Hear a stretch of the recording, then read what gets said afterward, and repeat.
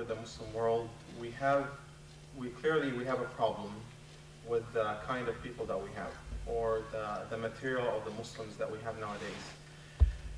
It has been authenticated in some of the stories that one of the leaders of the Muslim movements back in the days, some people came to him and told him, we like what you're doing. We like that you're trying to make people turn back to Islam. We like your motives. How can we help you? Here's this whole sum of money. So I told him, no, I don't want money. I just want to find the true men that are able to carry this message and able to change the circumstances of the Muslims all over the world. And that's the topic that I want to talk about today. What are these attributes of these men that should be carrying this message and following Allah subhanahu wa ta'ala on the true path? So what I'm going to be doing is going over some verses from the Quran where Allah subhanahu wa ta'ala uses the word men, and see what is the attribute in these people. What is it that differentiates between all the people and these men? When Allah subhanahu wa ta'ala uses, or in Arabic, when we use the word men or rajul, it can be used to describe a female as well. One of the misconceptions that we have about this word, that rajul is only to describe men, but it also can describe females. And we know that when they used to describe some of the sahabiyat, they say she's worth 1,000 men. So yes, it can describe still a female. So the attributes that we're going to be talking about is for males and females. The first one attribute is the purity, and purity internally and externally. And the verse for it, المسجد أُسِّسَ على التقوى من أول يوم أحق أن تقوم فيه رجال يحبون أن يتطهروا والله يحب المطهرين. In our translation, certainly a masjid founded on piety from the very first day is more deserving that you should stand in it. In it are men who love that they should be purified. And Allah subhanahu wa ta'ala loves those who purify themselves.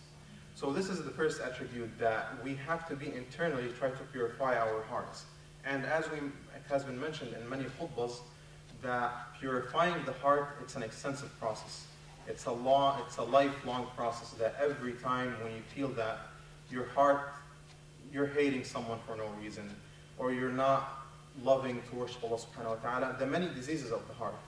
So that's the purifying internally, but also there is purifying externally, which is the wudu, all the purification that we know. The other attribute is being truthful with Allah subhanahu wa ta'ala. And the verse, مِنَ الْمُؤْمِنِينَ رِجَالٌ صَدَقُوا مَا عَهَدُوا اللَّهَ عَلَيْهِ فَمِنْهُمْ مَنْ قَضَى نَحْبَهُ وَمِنْهُمْ مَنْ يَنْتَظِرُ وَمَا بَدَّلُوا تَبْدِيلًا. The translation of the believers are men who are true to the covenant which they made with Allah. So of them is he who accomplished his vow, and of them is he who yet waits. So when they made a covenant to Allah subhanahu wa ta'ala, some of them, they accomplished it. And at that, the verse was describing the people who died, or who died as martyrs in Islam, or they did what they can and their life ended. And some of them are still consistent. They made a vow with Allah subhanahu wa ta'ala, they made a covenant with Allah subhanahu wa ta'ala, and they will always keep waiting and trying to accomplish that vow the rest of their lives. So that's the second attribute, is being truthful with Allah subhanahu wa ta'ala and being consistent, and you're going to stay on this path, so you're going to stay on it. The third attribute is to sacrifice or prefer the hereafter over the life. And the verse, رِجَالٌ لَا تُلْهِيهِمْ تِجَارَةٌ وَلَا بَيْعٌ عَنْ ذِكْرِ اللَّهِ وَأَقَامُوا الصَّلَاةَ وَإِيتَاءِ الزَّكَاةِ يَخَافُونَ يَوْمًا تَتَقَلَّبُ فِيهِ الْقُلُوبُ وَالْأَبْصَارُ. Men whom neither merchandise nor selling diverts them from the remembrance of Allah subhanahu wa ta'ala, and the keeping up of prayer and the giving of poor rate. They fear a day in which the hearts and eyes shall be turning. تَتَقَلَّبُ فِيهِ الْقُلُوبُ وَالْأَبْصَارُ. That these are people, the description here of the men in this verse, these are people.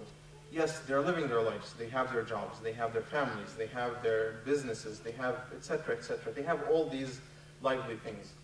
But that has never made them deviate from focusing on the hereafter, from doing the prayers, remembering Allah subhanahu wa ta'ala, giving the zakat, Why? Because they fear on the day of judgment that that's the day where you're